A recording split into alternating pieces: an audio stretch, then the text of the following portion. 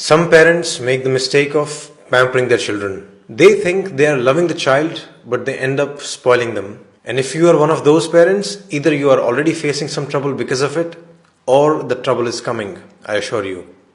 What kind of trouble? You have probably made your child's life so comfortable that they now fight with you the moment you ask them to do something difficult or something they disagree with.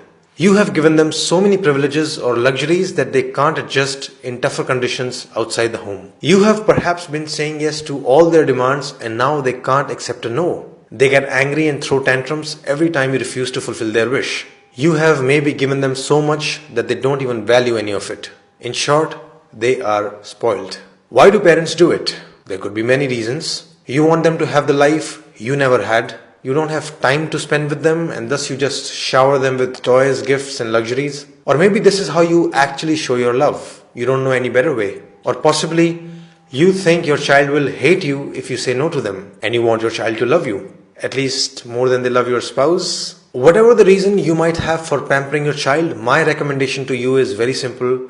Don't do it. But of course it's not that simple. The problem is complex. You as a parent have a certain level of wealth and resources. What will you do with it if you're not going to let your children enjoy them?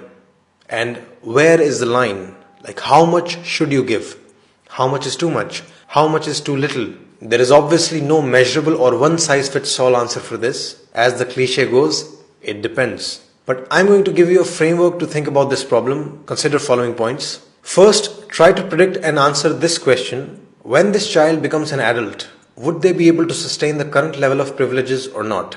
The answer to this question will change every so often. Someday your child will seem very responsible and talented. Someday it will feel they are useless and incompetent. But you must keep those questions in mind. Will your child be able to afford the rent of the big house they are living in? Are they capable enough to buy the expensive branded clothes you buy them so casually? If not, how will the future look like? How long will you keep giving these privileges? Ultimately, you will have to cut them off. Ultimately, you will have to make them independent, right? So why not start a little earlier? Why not start today? This brings us to the second point. You must, from the beginning, create a balance of responsibility versus privileges in the house. Responsibilities in childhood mostly include schoolwork and house chores. Some other responsibilities could be to remain healthy, maintain decorum in the house, even being respectful to parents, etc. You need to make privileges somewhat conditional on these responsibilities. Essentially, give them a taste of adult life, which is, if you don't work, you don't get the car. Third, ask another question to yourself. Are you giving them resources for their growth or for their pleasure? If you're spending money on your child's music classes, sports classes, books, etc., it's very different from spending money on their toys, gadgets, clothes, birthday parties. Basically, whatever you're spending on them, is it being used by the child to just have more fun, or is it being used to try out a new skill or to become better at something, to explore talents, to start a new project, etc.? The problem would begin when you start spending excessively on their fun without proportionately spending on their talents and growth. So make sure you're investing proportionately in their joys and their talents. Fourth, are you making them grateful towards what you're giving them? If you think, oh, I'll give them everything and then in future the children will love me. Bad news. It won't happen like that. They will most likely take everything for granted.